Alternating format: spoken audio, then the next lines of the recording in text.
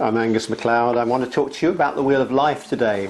Why it's useful, why it's flawed, and how we get beyond that flaw and create something better than the Wheel of Life that's going to be more useful to you with your coachees than just the Wheel of Life as it's been applied in the past.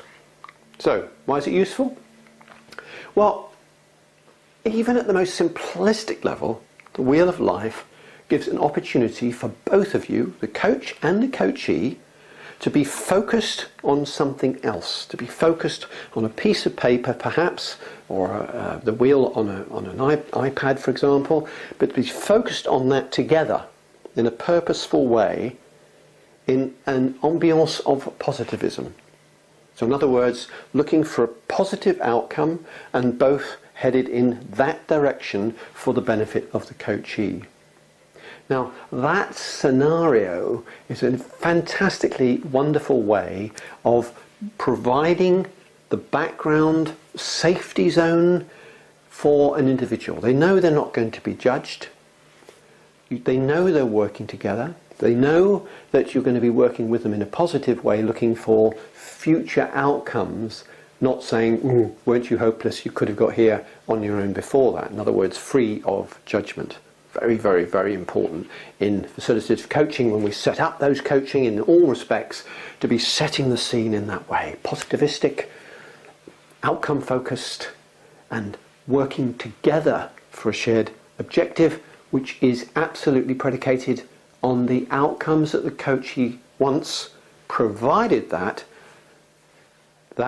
set of outcomes is healthy for the individual. And the coach's duty is, of course, to check that it is sustainable, that it is the outcome is something that is going to be incorporated in their life and isn't going to destroy something that's important to them in another aspect of their lives or to be dangerous to them or others.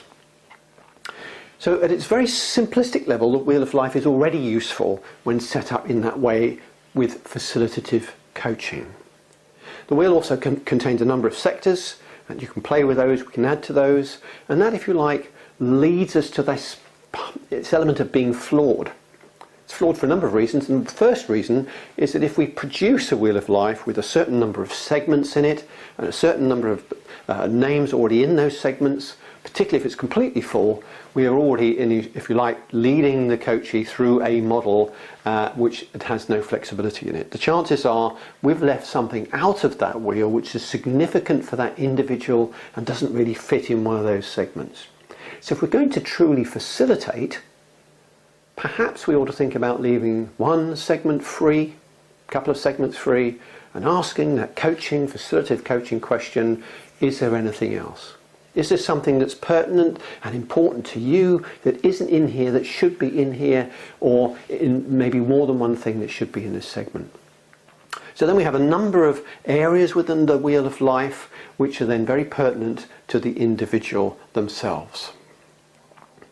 So, as with all facilitative coaching, we're looking for the coachee to lead the process. So the facilitative coach is going to ask a question leading to a measurement of how they feel about these things now. Now, a bad coach is probably going to say, well, start here and work your way around clockwise or anti-clockwise. A good coach is going to say, where would you like to start? I would like to know about your experience now about each of these things. Where do you want to start? And so that individual will pick where they want to start, and they won't necessarily continue there anti-clockwise or clockwise, but they could pick up the second most important thing, or the thing that encourages them to get them going. When that process is complete, the coach can then think about inviting them to look at a future realistic objective for the most significant one or more things in that life wheel.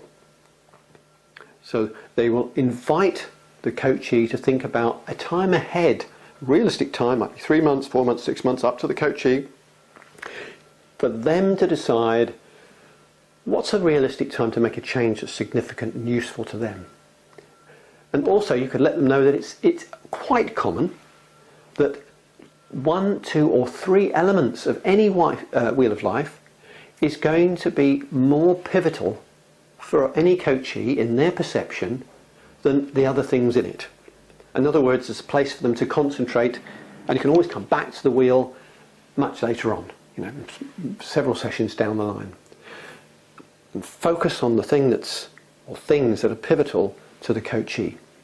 Now, once you've got, that's normally done by scoring. So again, we've got a calibration question. So 0 to 10, how would you say your achievement in that, your sense of satisfaction in that, your contentment is with that particular segment of that wheel of life, and they'll give you a score, say of 2 or 3, and then when you get to the outcome, you say, well, I'd like it to be a 6, I'd like it to be a 7.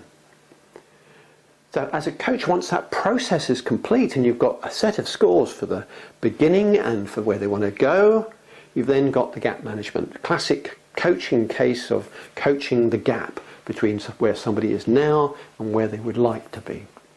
And for testing that is indeed sustainable, it's realistic, that it can be time-banded properly, that they are going to succeed, because remember, the coach's job is to make sure that the coachee is always realistic and is going to achieve. So there's a cycle of achievement in the coaching, absolutely critical, because coaching needs to be associated, the coachee's development needs to be associated with a constant journey of success and achievement which is acknowledged by them.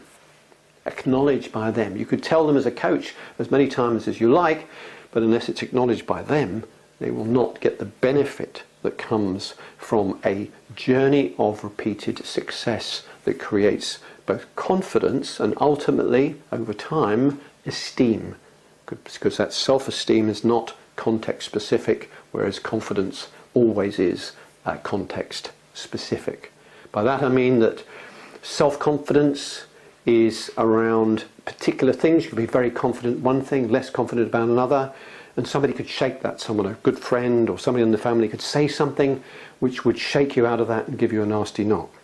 However, over time, if you keep being successful in a number of contexts, you raise your self-esteem, and that's much, much more difficult to shake. People even close to you may give you a bit of a shock, but the self-esteem will preserve you from going into a very dark and unpleasant space. Now, that said, there is another flaw in the Wheel of Life which is associated with that scoring system, the calibration system, 0 to 10. Now, why is that? Well, research that I did years ago, actually not with the Wheel of Life, but with the Wheel of Work, but absolutely, I think, relevant. So I haven't done the research for it, but I think we can probably say it's pretty much applicable, and this is why. I think you'll get that very soon. The fact is, when you talk to a lot of people, you may get, and I've talked to hundreds of people, and made a note of what their scores are. So the scores might be, 2 or 3 or 4 or 5 or 6, whatever it happens to be, now, and then in the future you get scores like 5, 6, 7, 8, 9, 10. Now, with lots of people, significant amounts of people, you will get objective scores, the desired scores, of 6, 7 and 8, say. That sounds all very well, but a lot of coaches with not enormous experience in this will then start to coach the individual, quite rightly you might think, to say, well, what would it take to make that nearer 10? What would make that more certain for you? Is there something else that would make a difference and make this more likely to take place? What is your commitment? What's your motivation? So the calibration system, actually, the fault is that some people, and a lot of people, recalibrate the 0 to 10 internally. In other words, there are a whole lot of people who are not comfortable with 10. And those people who are not comfortable with 10, because they see that as perfection, and perfection they don't do, or maybe just in terms of self-esteem, they don't feel like someone who's ever achieved at the top level, they've always felt less than that, that they will come up with scores of 5, 6, 7 and 8, and for them, a score of 6 could be their 10. And that is absolutely the case, and I've tested this. More than likely, though, their 7, 8 and 9 is their 10. So we need to know what that is. And a small number of people, a much smaller number of people will give you 6, and 6 will be their measure of 10. Below 6, much, much more rare. But yes, 6 is, I've seen those and noted those and recorded those, where people's outcome, their best possible score would be 6. Even though we as coaches have given them 0 to 10, they have recalibrated that internally, and that's become a 0 to 6. 6 is the highest that they could achieve. So as coaches, we need to test that. So we ask what question. We're going to ask a question like, so what would be the highest possible score you can imagine giving in this particular area over perhaps a longer time, or in any context on a wheel of life? What would be the highest score you can imagine giving? That will then give you that 6 or 7 or 8, and then you can recalibrate down from that. So if they give you a 7 or 8, and they've said 7 or 8 is as high as they go, you know that's pretty much as far as they're going to get in terms of their motivation. It's absolutely at the peak of where they can get to, and you don't need to be driving questions to manage the gap even further.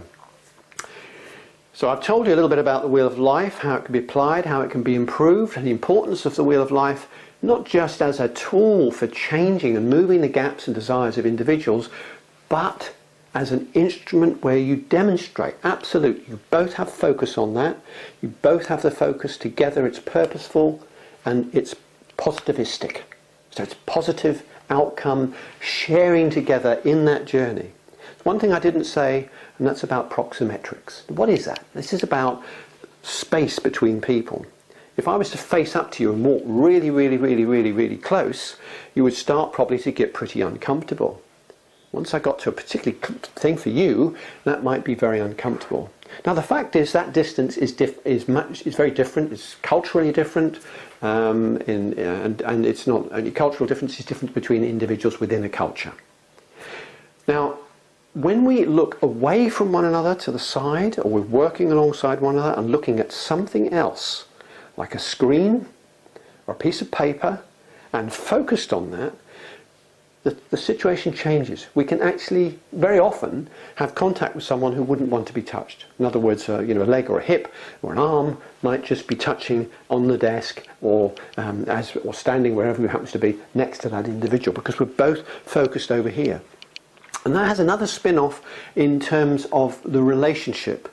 So the quality of the relationship, the trust associated with having been in that position and coming away from that into a normal working environment, has a psychological effect most often that allows that person to feel that they can trust that individual, because there has been that proximal even contact, physical contact, that's been very close, and they've come from that, and it's safe and they feel safe.